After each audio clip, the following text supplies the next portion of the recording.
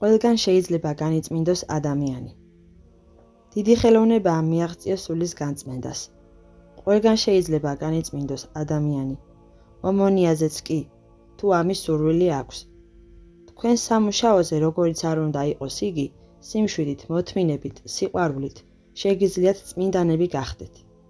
ყოველი დღე ახალი საწყისით, ახალი განწყობით დაიწყეთ, ენთუზიაზმით და სიყვარულით, ლოცვითა და მდუმარებით, ყოველგვარი შფოთის გარეშე. მაგალითად ხდება ისე, რომ იმდენ საქმეს გავალებენ, რომელთა შესრულებას თქვენს მოვალეობათა ზღვარს აღემატება. ამ დროს არ იქნება სწორი შეეწინააღმდეგოთ, განერვიულდეთ და გაპროტესტება დაიწყოთ. ასეთი აღშფოთება საზიანოა ადამიანისთვის. შეხედეთ ამ ყველაფერს, როგორც განწმენდის საშუალებებს. და აი კიდევ რა. არსებობს ერთი სარგებელიც.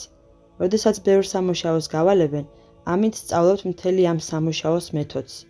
ემსახურებით უფრო მეტ საქმეს, ხდებით უფრო პასუხისმგებლობის მქონენი. იღებთ მეტ ცოდნას, რომელიც შესაძლოა მომავალში გამოგადგეთ. მიუხედავად ამისა, თუ თქვენს ძალებზე აღმატებულ სამუშაოს გავალებენ, რა თქმა უნდა, შეგიძლიათ ვთქვათ თავაზიანად, მაპატიეთ ვერ შეძლებ ამ სამუშაოს შესრულებას. მაგრამ შეგიძლიათ არაფერი თქვათ და ყველა ეს შრომა სასიკეთოდ წაგადგეთ. როგორც ადრე მოგიყევით, პატარა რომ ვიყავი, მამაჩემი ამერიკაში წავიდა პანამის არხზე სამუშაოდ. მე ბავშვი ვიყავი, ჩემი მშობლები კი ღარიბები. დედამ ქალკიდაში გამიშვა მაღაზიაში სამუშაოდ. იქ ორი სხვა ბავშვიც მუშაობდა. ყველანი მე მავალებდნენ საქმეს და მეც ყველგან დავრბოდი. რასაც მეუბნებოდნენ თვალთმაგცობის გარეშე, პატიოსნად ვასრულებდი და ეს მე სასიკეთოდ წამადგა. ერთ დღეს, როცა მაღაზიას ვხვეტავდი, რამდენიმე ყავის მარცვალი იყო დაბნეული ძირს. მე დავიხარე და ხელში ავიღე, რომ ტომარეში ჩამეყარა. ჩემი უფროსი თავის კაბინეტში იყო, მან დამინახა, მიხვდა რასაც ვაპირებდი და დამიძახა. დაუძახა დანარჩენ ბავშვებსაც და დაუწყო ჭკუის დარიგება. იქ მაღაზიაში ბევრს ანიავებდნენ და ჩემმა საქციელმა მასზე კარგი შთაბეჭდილება მოახდინა. იმ დღიდან საქმე თანაბრად განაწილდა და მაღაზიაში წესრიგი დამყარდა. ყველაფერს ბეჯითად და სიტყვის შეუბრუნებლად ვასრულებდი. განა ამით რამე დამაკლდა? იშრომეთ ფხიზლად, უბრალოდ, წყნარად, შფოთის გარეშე, სიხარულითა და მხიარულებით, კეთილი განწყობით. მაშინ მოდის ღვთის მადლი. ყველაფერს სიყვარულით, სიკეთით, სიმშვიდით, მოთმინებითა და სიმდაბლით დაუპირისპირდით. ხშირად ისე ხდება, რომ ადამიანი გადაჭარბებულად წუხს სამყაროს ბედზე. იტანჯება, როდესაც ხედავს, რომ დღეს ღვთისნება არ აღესრულება ადამიანთაგან ან თავად მისგან. სხვათა ფიზიკური თუ სულიერი ტკივილები მას ტკივილს გვრის. ასეთი მგრძნობიარობა ღვთის ნიჭია. ამას ხშირად ვხედავთ დედაკაცებთან. ადამიანები, რომელთაც ასეთი სიფაქიზე აქვთ, არიან განსაკუთრებული მიმღებნი ღვთის გზავნილებისა და ნებისა. ასეთ მგრძნობიარე სულებს შეუძლიათ მეტად წარემატონ ქრისტეს მიერ ცხოვრებაში, რადგან უყვართ ღმერთი და არ უნდათ მისი დამწუხრება. თუმცა მათ ერთი საფრთხე ემუქრებათ. თუ ქრისტეს არ მიანდობენ თავიანთ ცხოვრებას, შესაძლოა ბოროტმა გამოიყენოს მათი სიფაქიზე და მწუხარებასა და უიმედობამდე მიიყვანოს ისინი. გრძნობიარობის გამოსწორება შეუძლებელია.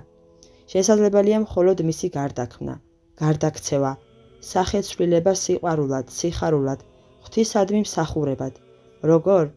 გონების ზეცისკენ მიპყრობით. მიმართეთ ყოველი თქვენი მწუხარება ქრისტეს შემეცნებისაკენ, მისი სიყვარულისკენ, მისდამი ერთგულებისკენ და ქრისტეც, რომელიც მუდამ მოუთმელად გველოდება, რომ დაგვეხმაროს, მოგანიჭებთ თავის მადლსა და ძალას და მწუხარებას სიხარულად, მოყვასისადმი სიყვარულად, მისდამი მსახურებად გარდაქმნის. ასე გაქრება სიბნელე. გახსოვდეთ პავლე მოციქულის სიტყვები. აწმიხარის ვნებათა მათ შინა. და თქვენი სული ლოცვას მიეცეს. უფალო იესო ქრისტე, შემიწყალე მე. ყველა თქვენს საზრუნავში, ყველაფერში და ყველასთვის. იმას კი ნუ მიაქცევთ ყურადღებას, რაც გემართებათ, არამედ ნათელს, ქრისტეს. ისე როგორც პატარა ბავშვი შესცქერის დედას, როდესაც რაიმე შეემთხოვა. შეხედეთ ყველაფერს შფოთის, მწუხარებისა და დაძაბულობის გარეშე. არ არის საჭირო მცდელობა, რომ დაიძაბოთ. მთელი ძალებით ეცადეთ, რომ უმძიროთ ნათელს და მოიპოვოთ იგი. ამგვარად ნაცვლად იმისა, რომ მწუხარებას მიეცეთ, რაც არ არის ღვთისაგან, მიეცემით ღვთის დიდებას. ყველა უსიამოვნება, რაც თქვენს სულში რჩება და შფოთს იწვევს, შეიძლება გახდეს ღვთისადმი მსახურების საბაბი და ბოლო მოუღოს თქვენს ტანჯვას. ღმერთს მიენდეთ და მაშინ დამშვიდდებით და გახდებით ჭურნი ღვთისანი. წუხარება იმის მანიშნებელია, რომ არ ვანდობთ ქრისტეს ჩვენს ცხოვრებას. განა არ ამბობს პავლე მოციქული, ყოველ საშინა ვიჭირვით არამედ არაიწროება გვიჩნს. ყველაფერს სიყვარულით, სიკეთით, სიმშვიდით, მოთმინებითა და სიმდაბლით დაუპირისპირდით. კლდესავით გამაგრდით. და ყველაფერი დაგატყდეთ თავს და ტალღებივით უკუმოიქცნენ. თქვენ კი სიმშვიდე შეინარჩუნეთ, მაგრამ თქვენი ტყვით განა ეს შესაძლებელია? დიახ, ღვთისმადლით ყოველთვის შესაძლებელია. ხოლო თუ კი ამას ადამიანურად შევხედავთ, მაშინ შეუძლებელია. მაგრამ ნაცვლად იმისა, რომ თქვენზე უარყოფითად იმოქმედოს, შესაძლებელია ყველაფერი სასიკეთოდ წაგადგეთ. გამტკიცოთ მოთმინებასა და რწმენაში, ვინაიდან ყველა წინააღმდეგობა და სიძნელე, რაც ჩვენს გარშემო ხდება, ჩვენთვის სულიერი სავარჯიშოა. საკუთარ თავს მოთმინებაში, ამ ტანობაში ვწვრთნით. ერთ მაგალითს მოგიყვანთ. ერთხელ ერთი კაცი იყო მოსული ჩემთან და თავის ცოლს უჩიოდა. მე ვუთხარი, ნუ თუ ასეთი სულელი ხარ, სისულელია, რასაც ახლა გიყვებით? დიდი სისულელე. შენს ცოლს ძალიან უყვარხარ. კი, მაგრამ ის ასე და ასე მეპყრობა. ასე იმიტომ გეპყრობა, რომ განგწმინდოს, მაგრამ შენ გონება არ გიჭრის. მრისხანებ და ნაცვლად იმისა, რომ განწმენდა მოიპოვო, იტანჯები. მას რომ მოთმინება და სიმდაბლე ჰქონოდა, არ დაკარგავდა განწმენდის შესაძლებლობებს. ძალიან დიდი რამეა, დიდი სათნოებაა მოთმინება. ქრისტემ თქვა, მოთმინებითა თქვენითა მოიპოვნეთ სულნი თქვენი. მოთმინება არის სიყვარული და სიყვარულის გარეშე შეუძლებელია მოთმინება გქონდეს. თუმცა ეს რწმენის საკითხიცაა. ჩვენ სინამდვილეში ურწმუნოები ვართ, რადგან არ ვიცით როგორ განაგებს ღმერთი მოვლენებს და გვიხსნის სიძნელეებისა და მწუხარებებისაგან. შეევედრეთ ღვთისმშობელს. ურვა ჩემი სიხარულად შესცვალე, ხოლო გლოვა ზეიმად გარდასცვალე, აწგოდება შვებად და მხიარულებად, ღვთისმშობელო ყოლად კურთხეულო. განწყობას, რომ ღმერთი შევიყვაროთ, რაღაც მტკივნეულიც ახლავს. როდესაც გვსურს, რომ სულიერად ვიცხოვროთ, გვტკივა, რადგან უნდა მოვიკვეთოთ ყოველგვარი კავშირი მატერიასთან. ხოლო როდესაც გვინდა საკუთარ თავს ან სხვებს ვასიამოვნოთ, გავცემთ სიყვარულს, ენერგიას. ანუ ეს არის ჩვენი სულის ძალა, რომლის რაღაც ნაწილს ამ სიამოვნებაში ვხარჯავთ. ყურადღებით უნდა ვიყოთ, თუ როგორ წარმართავთ ჩვენს ცხოვრებას და ვისთვის გავაკეთებთ დანახარჯებს. ღვთისმიერი მწუხარება სიხარულს შეიცავს. მისი მეშვეობით ადამიანი წინ მიიწევს და არ უთმობს ადგილს სევდას საკუთარ თავში, რომელიც ხრწნის სულს. თავმდაბალ ადამიანს სევდა ვერ ეუფლება, ხოლო ეგოისტი ყველაფრისთვის ძალიან წუხს. თავმდაბალი თავისუფალი და დამოუკიდებელია ყველასა და ყველაფრისაგან. ეს მხოლოდ ქრისტესთან შეერთებით მიიღწევა. ყველა გრძნობებმა საღვთო ჯულის თანახმად უნდა იმოქმედოს. იყავით მზად, რომ ყველას წინაშე დამდაბლდეთ. ამაში მდგომარეობს თავისუფლება. სადაც სიყვარულია, იქ თავისუფლებაა. როცა ღვთის სიყვარულში ცხოვრობთ, თავისუფლებაში ცხოვრობთ. ქრისტესადმი წადიერებით სული მტრის მახეებს უსხლტება. ბევრი ადამიანი, თანაც ქრისტიანები, არ აღიარებენ ეშმაკის არსებობას, თუმცა შეუძლებელია უარყოთ მისი არსებობა. წამს რომ არსებობს ეშმაკი და ვამბობ კიდეც რომ თუ სახარებიდან ეშმაკის არსებობის რწმენას ამოვიღებთ, მაშინ რა გამოდის? ამით სახარებას უარყოფთ, რადგან ამისთვის გამოცხადნა ძეღვთისაი, რაითა დაარღვინეს საქმენი ეშმაკისანი. წმინდა წერილში ასევე ნათქვამია და ეშმაკთაც არ წამს და ძრწიან და კიდევ, რაითა სიკვდილით ამით განაქაროს, რომლისა იგი ხელმწიფებაი აქ უნდა სიკვდილისაი, ესე იგი არს ეშმაკი. რას გვეუბნება ეს ამონარიდები? განა ქრისტეს მიერ ეშმაკის დათრგუნვაზე არ გვესაუბრება? შეუძლებელია თვალი დავხუჭოთ ეშმაკის არსებობაზე, რომლის საქმეთა განსაკარებლად მოვიდა ქრისტე. თუმცა მე გირჩევთ, ნაცვლად იმისა, რომ ეშმაკსა და მის მზაკრობებზე იფიქროთ, ნაცვლად იმისა, რომ ნებებით დაკავდეთ, ქრისტეს სიყვარულისკენ მიმართეთ გულის ყური. მოვუსმინოთ, რას წერს ჰიმნოგრაფი წმინდა ონისიმეს კანონში. ხნითა გონებითა შენითა ონისიმე, მანქანებანი მასტურისანი დათრგუნე, ჭურად კეთილმსახურებისა გამოშდი ყოლად ბრძენო. აღფრთოვანებას იწვევს ჰიმნოგრაფის სულისკვეთება. ის ოსტატობას მიმართავს ტროპარის წყობაში, ანუ სიტყვების შეთანხმებაში. ხედავთ რას ამბობს. ყურადღება მიაქციეთ თითოეულ სიტყვას. მანქანებანი მაცდურისანი. ზაკვარი მახეებს დგამდა, ხოლო წმინდა ონისიმე მხნითა გონებითა მუსრავდა მათ, მამაცურად იმარჯვებდა ყველაფერზე. მას ქრისტესადმი თავდადება და წადიერება ჰქონდა. ეშმაკი საცდურების მექანიზმებს ქმნის. ჩვენ და შეუცნობლად გვიდგამს მახეებს. ქრისტესადმი წადიერებით სული მტრის მახეებს უსხლტება და მიდის ქრისტესთან. ეს სულ სხვა რამეა, უფრო კეთილშობილური. ეშმაკთან შებმა არის ბრძოლის ერთ-ერთი ფორმა, რაც დაძაბულობასა და დათრგუნვას იწვევს. ხოლო ქრისტეს სიყვარულში ასეთი რამ არ არსებობს. აქ სულის ზალა უშრომელად გარდაიქმნება.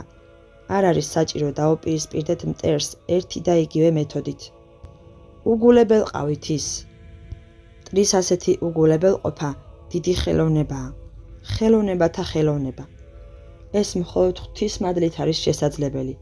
ღვთისმადლით მტერთან დაპირისპირება ხდება უმტკივნეულოდ და უშრომლად, ყოველგვარი დაძაბულობის გარეშე. რა დასკვნა გამოგვაქვს აქედან, რომ ეშმაკი არის მრავალღონე. მას მზაკრული მექანიზმები აქვს. საშინელი ზრწოლა გიპყრობს, ამიტომ ჩვენც მზაკრობის გარეშე უნდა შევიმუშაოთ თავდაცვის ღვთივსათნო მექანიზმები, რათა ეშმაკის მახეები დავარღვიოთ. რაღაც მსგავს არ ეუბნება პავლე მოციქული ეფესელებს. რამე თუ არა არს ბრძოლა ჩვენი სისთა მიმართ და ხორცთა, არამედ მთავრობათა მიმართ და ხელმწიფებათა, სოფლის მპყრობელთა მიმართ ბნელისა ამის საწუთროისათა, სულთა მიმართ უკეთურებისათა, რომელნი არიან სასაქვეშე.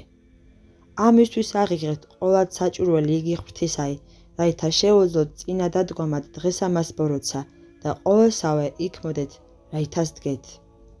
შევიმოსავთ რა ღვთის ყოლად საჭურველს, ყველაფერს მივაღწევთ, თანაც ძალიან ადვილად.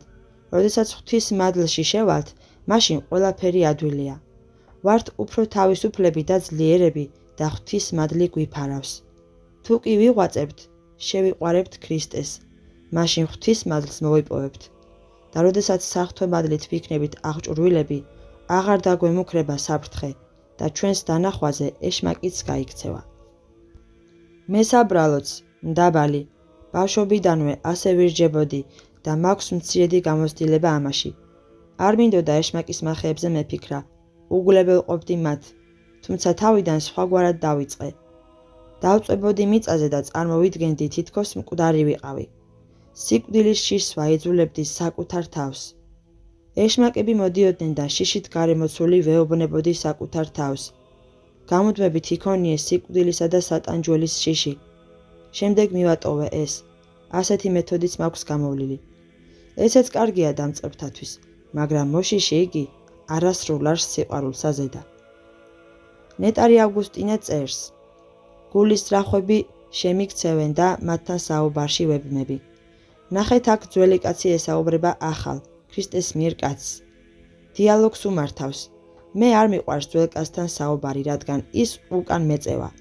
მაგრამ მე მაშინვე ხელებს ქრისტესკენ ვიწვდი და ამგვარად ღვთის მადლით უგულებელყოფ მას და არ ვფიქრობ მასზე. როგორც ჩვილი ბავშვი შლის ხელებს და დედას ეხუტება, მეც ასე ვიქცევი. ეს საიდუმლოა. არ ვიცი წვდებით თუ არა საკითხის სიფაქიზეს. როდესაც მადლის გარეშე ცდილობთ ძველი კაცისაგან თავის დაღწევას, არაფერი გამოდის, ხოლო მადლის მეშვეობით უკვე აღარ ინტერესდებით მისით. ცხადია ის სულის სიღრმეში არსებობს. ყველაფერი ცუდიც კი რჩება ჩვენში, არ ქრება, მაგრამ მადლის მიერ გარდაიქმნება, იცვლება არსობრივად. რაითა ძველი საკაცისაგან მძარცველთა ახალი შევიმოსოთ და შენ და ცხოველ ვიყვნეთ მეუფისა და მზრუნველისა ჩვენისა. ასე არ წერია მე-9 ჟამის ლოცვაში. ქრისტეს სურს, რომ მას შევუერთდეთ და ჩვენი სულის კართან გველოდება.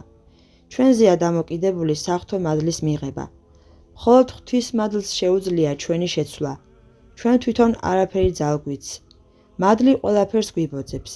ჩვენ უნდა ვეცადოთ შევამციროთ ჩვენი ეგოიზმი და თავის მოყვარეობა. ვიყოთ თავმდაბალნი, ქრისტეს ერთგულნი და მაშინ ყველა წინააღმდეგობა გაგვეცლება, როგორც ხორციელი, ისე სულიერი. გაიხსენეთ პავლე მოციქულის სიტყვები. მუბადრუკი მე ესე კაცი, ვინმე მიხსნეს ხორს და ამათგან ამის სიკვდილისათა. ამას იმიტომ ამბობდა, რომ როდესაც ჯერ კიდევ საწყის ეტაპზე იმყოფებოდა, შინაგანად სიკეთის ქმნის საჭიროებას გრძნობდა. აკეთებდა ცუდს, რაც არ სურდა. ამიტომაც ამბობდა, რამე თუ არა რომელი იგი მემნებავს, მას ვიქმ, არამედ რომელი იგი მძურს, მას ვყოფ. მოდიოდა ბოროტისული და მის კეთილი გზიდან ჩამოშორებას ცდილობდა. ემუქრებოდა და აშინებდა მას, მოუკვდები. მაგრამ როცა მასში ღვთის მადლმა დაივანა, მაშინ ყველა სიზნელე განშორდა და აღფრთოვანებული გაიძახოდა. ხოლო ცხოველ არღარა მე ვარ, არამედ ცხოველ არს ჩემთანა ქრისტე. რამე თუ ჩემდა ცხოვრება იქ ქრისტე არს და სიკვდილი შესაძინელ. ხედავთ, არც სიკვდილი, არც სატანჯველი, არც ეშმაკი, თავიდან სიკეთის ქმნა არ შეეძლო, შემდეგ კი ბოროტის. არ შეეძლო, რადგან არ უნდოდა.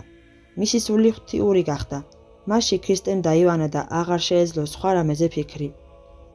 ღვთის მადლით ყველაფრის მიღწევა შესაძლებელია. ღვთის მადლით მოწამეები ვერ გრძნობენ სატანჯველის ტკივილებს. ღვთის მადლით ყველაფერი უმტკივნეულო ხდება. გამოიყენეთ ეს მარტივი ხერხი. ნუ იღწვით სიბნელის, ბოროტის გასადევნად. ამით ვერაფერს მიაღწევთ. სიბნელეში იმყოფებით და თავის დახსნა გინდათ? თქვენ რას აკეთებთ? სიბნელეს ებრძვით და მთელი ძალებით მის განდევნას ცდილობთ. თუმცა ის არ მიდის. სინათლე გინდათ?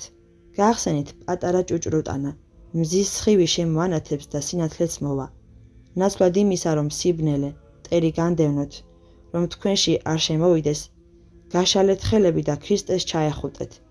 ყველაზე სრულყოფილი გზა ის არის, რომ პირდაპირ ბოროტებას კი არ დაუწყოთ ბრძოლა, არამედ შეიყვაროთ ქრისტე, მისი ნათელი და ბოროტებაც უკან დაიხევს.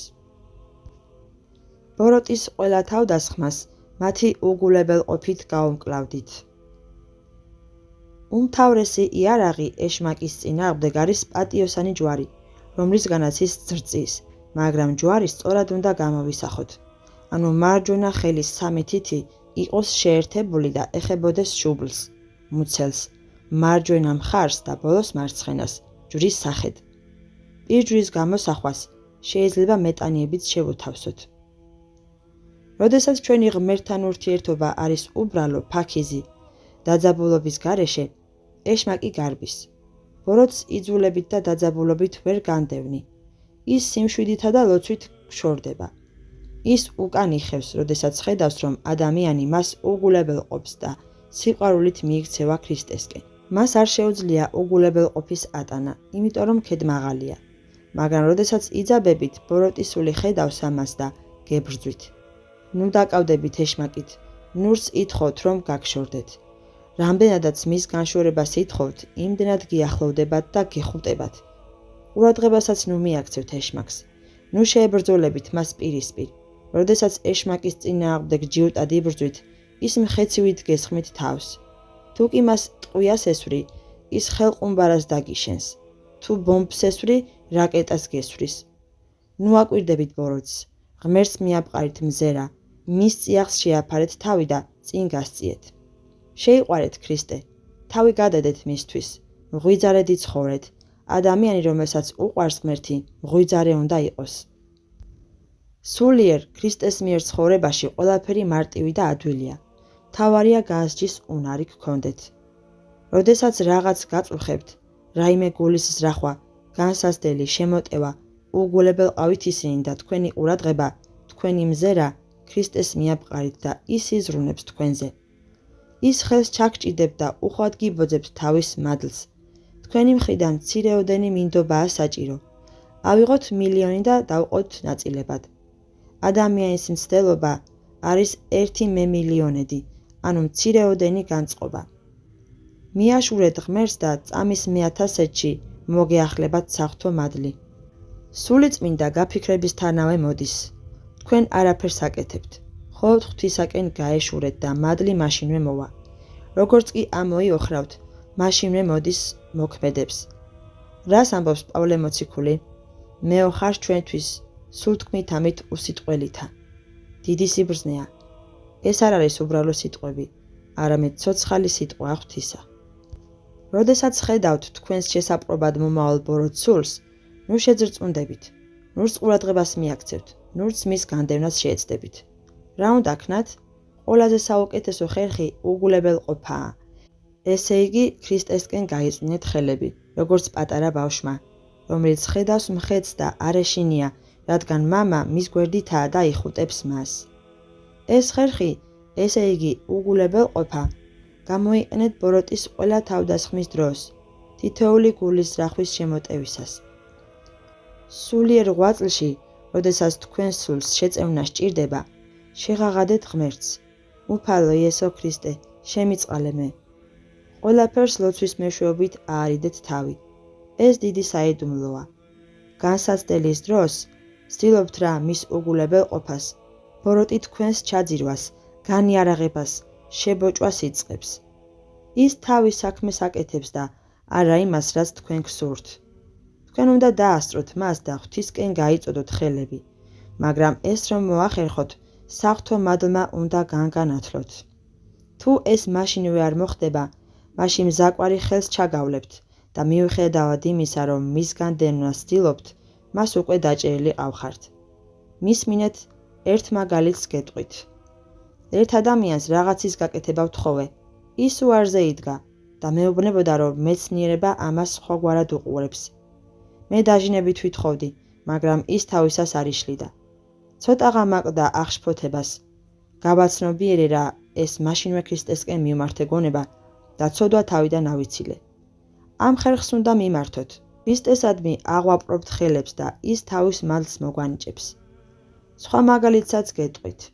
ერთხელ, როდესაც თურქოვუნიაში ვცხოვრობდი, გზაზე ვიდექი. იქ გზა დამრეცია, დაახლოებით 200 მეტრის სიგრძის. ზემოთ გზა შედარებით მოსწორებული იყო. იმ ადგილას ნიკოლოზის დედა სხვა 2 ქალთან საუბრობდა. ისინი მეზობლები იყვნენ. ქვემოთ გზის ბოლოს ნიკოლოზი სხვა ბავშვებთან ერთად თამაშობდა. უცებ ხედავ ნიკოლოზი ქვემოდან ამორბის. ამოათავა აღმართი და როგორც კი დედასთან მივიდა, კალთაში ჩაუვარდა და ტირილი დაიწყო. რა დაგემართა? კითხა დედამ. მანოლიას ბიჭმა დამარტყა. როგორც კი დედას შესჩივლა, ტირილი მაშინვე შეწყვიტა. რისი თქმა მინდა ამით? განსაცდელის დროს საუკეთესო გამოსავალია საყვარელ პიროვნებას მიაშუროთ. ღმერთს შეურდეთ, მას უმზიროთ დაჟინებით და წადიერებით და მაშინვე მიიღებთ შეწევნას. ანუ, როდესაც თქვენს შესაპყრობად მომავალ მზაკვარს ხედავთ, თქვენ როგორც კი შორიდანვე გააცნობიერებთ ამას, უგულებელყავით იგი და ღვთის წიაღს მიაშურეთ. თავარია რომ მოასწროთ და ღვთისკენ მიმართოთ მზერა, ასე რომ, როცა სიკეთისკენ მიიქცევით, ბოროტი აღარ გეხსომებათ. ამაშია საიდუმლოს მთელი არსი, რომ ბოროტი არაფრად ჩააგდოთ და სიკეთეს მიაშუროთ. თუმცა ვერ შეძლებთ ამის გაკეთებას თუ ქრისტეს არ მიაშურებთ. ზოგჯერ ვამბობთ, ნუ რაფრად ჩააგდებ ბოროტს. თქმა ადვილია, მაგრამ ამის საქმით აღსრულება არც ისე ადვილია. ამ უგულებელყოფას ოსტატობა სჭირდება. ბოროტის სულის უგულებელყოფა მხოლოდ ღვთის მადლით არის შესაძლებელი. როცა ქრისტესკენ მიიქცევით, მისკენ მიისწრაფით, მისკენ იწვდით ხელს, ვცდილებთ რომ შეიცნოთ, შეიყვაროთ, განიცადოთ ქრისტე და ამ თქვენი მცდელობისაც, თუ თქვენი მამოძრავებელი მოტივი უბიწო, სუფთა და გულწრფელია, მადლი აღებს თქვენი სულის კარს და გეუბნებათ. განიღვიძე, რომელსა ესე გძინავს და აღდე გდრეთით და განგანათლოს შენ ქრისტემან. იქ იმ საღვთო ნათელში ვიცხოვრებთ, მარადიულად, თუ კი ჩვენს სულს ღვთის სიყვარული და წადიერება ექნება. ასე ღვთის მადლით ყველაფერი ადვილია. ჭეშმარიტია ქრისტეს სიტყვები, რომელმაც ბრძანა, რამე თუ უღელი ჩემი ტკბილ არს და ტვირთი ჩემი სუბუქ არს. ზოგიერთები ხედავენ, როგორ ეცხადება მათ ეშმაკი სხვადასხვა სახით. იწვევს ხმაურს, სცემს მათ და ასე შემდეგ. ასეთი რამ უმეტეს შემთხვევაში თავგზააბნეულებს ემართებათ. ეკლესიის დიდი მამები, როგორებიც არიან იოანე ოქროპირი, ბასილი დიდი და სხვანი, არ გვესაუბრებიან ეშმაკის შესახებ, თუ როგორ ვლინდება და ასე შემდეგ. ამ მამებმა ჩვენს მიერ ნათქვამი გზით იარეს, ანუ ქრისტესადმი სიყვარულით. სატანა გვეცხადება იმის შესაბამისად, თუ ვინ ვართ. როდესაც ადამიანი არასწორად იწყებს სულიერ ცხოვრებას, ან ამძიმებს რაიმე მემკვიდრეობითი, მაშინ ის ხედავს, როგორ ეცხადება მას ეშმაკი, იწვევს ხმაურს და ასე შემდეგ. ზოგჯერ შეიძლება ადამიანს შიზოფრენიაც კი დაემართოს. შიზოფრენი დაავადებულებზე გავლენას ახდენს მათი წინაპრების წარსული ცხოვრება. და კიდევ რაღაც. ნუ მივცემთ ეშმაკს უფლებებს. ანუ მე არ ვტოვებ ჩემში არც ერთ ძვირის ხსენების, არც ერთ ეგოისტურ აზრს, რათა ეშმაკმა სარკმელი არ იპოვოს. სარკმელი არის უფლება. როდესაც ღმერთს შორდები, საფრთხეში ხარ, იმიტომ რომ ეშმაკი ცარიელს გპოულობს და გეუფლება. ურად იღეთ ჩემი სიტყვები, რადგან მაქვს მცირედი გამოცდილება ამაში.